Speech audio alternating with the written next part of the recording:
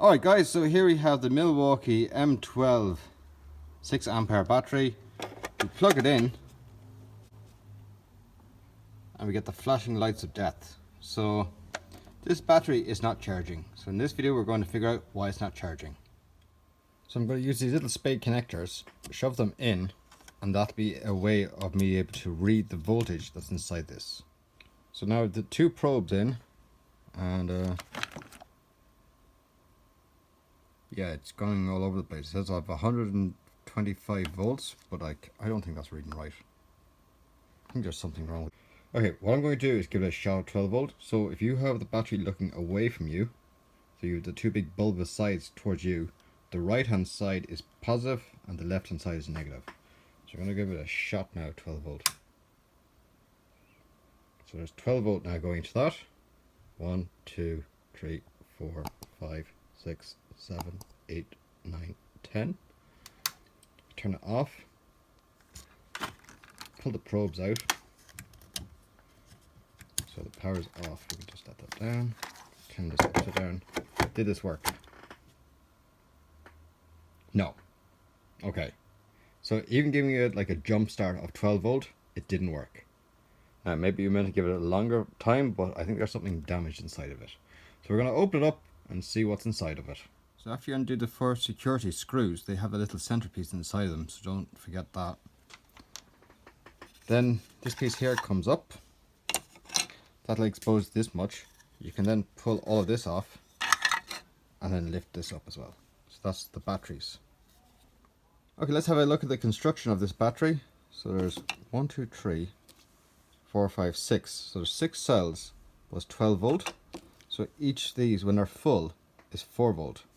So that'd be 4, 8, 12. So they're doubled pairs. Let me check that. Look. So those two there beside my thumb, these two are double pairs. So they're both pointing in the same direction as well. And they're both linked here, and they're both linked here. This one is the opposite direction. It's a single link. And it's linked to probably one of these. And then the other two are linked together.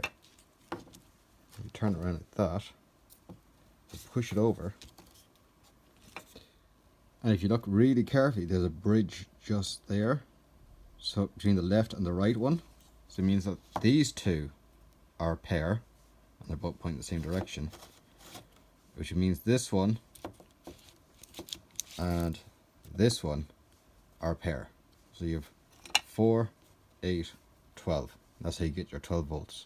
And that's why these Milwaukees are so good for having really good ampage, because they're actually using double pairs and probably really good technology batteries as well.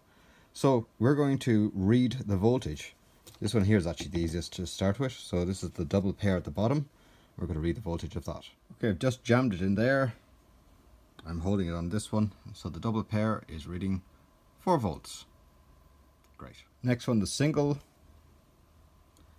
is reading 3.3 volts. Okay, a little bit lower. So the front ones were 4, the back one is 3.3. Let's see what the last pair is. So this is the front of the battery just here. When we turn this battery over, they were joined together here. So this is the bottom. We follow it up. There's a solder joint there, and that solder joint is connected to this one here. So we just need the probe in that one. So it technically is at the bottom. And I spin around this side. We look inside underneath here. So these two are actually joined, and it comes out this big heavy black wire all the way down and is joined here. So we're going to read the top and the bottom here now.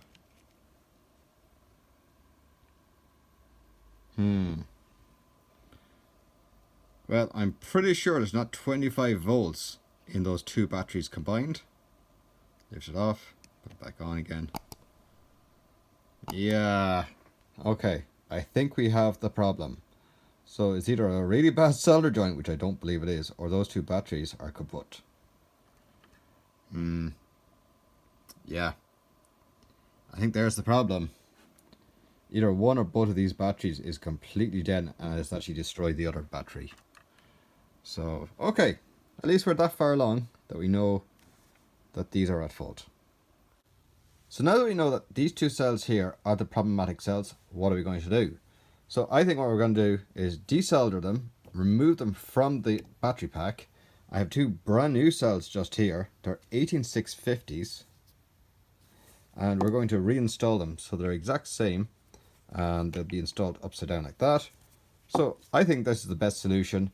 Ideally, probably just buy a whole new battery or else replace all the batteries in one go. I don't have enough batteries to do this. And this is just a bit of a fun project just to try out, see if it'll work. So okay, that's now one of the two batteries removed. You just ping off the terminals at the bottom and the end. They are spot welded on, so you just ping off the spot welds. And at the top it's actually in a star, so all three of them are actually joined together, but these two are actually a pair. So just check there. Yeah, 21 volts. Yeah, that's impossible. And then we check on this side here. Make a good connection. Okay, there you go. 3.3 volts. Okay, so this is 3.3, but this is some crazy number. 1870, yeah, it's jumping all over the place. So that's obviously another defective battery, so we're going to remove this one now, next as well. So now that the battery's lying on the side, what I'm doing is taking a pick and poking up the 4 spot welds, and they'll be soldered afterwards, so it doesn't really matter if you damage them a little bit, but that's what I'm doing, just literally just getting in underneath them and just picking them up. Now the spot weld is broken free. That's the tab up there. They got a little bit destroyed, but we'll straighten it out with the pliers. And pushing all of this now out of the way. Now get a look at that terminal there.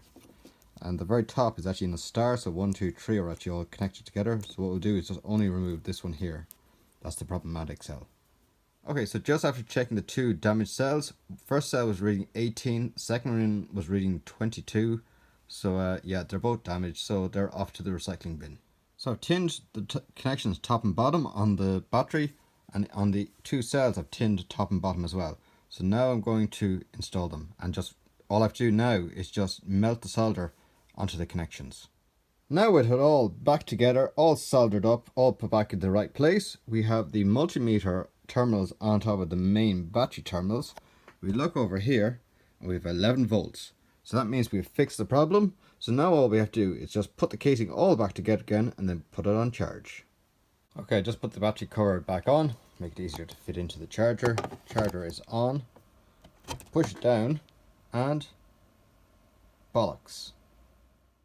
Check out next week's video where I balance each of the cells. Yay, it's working! Woohoo!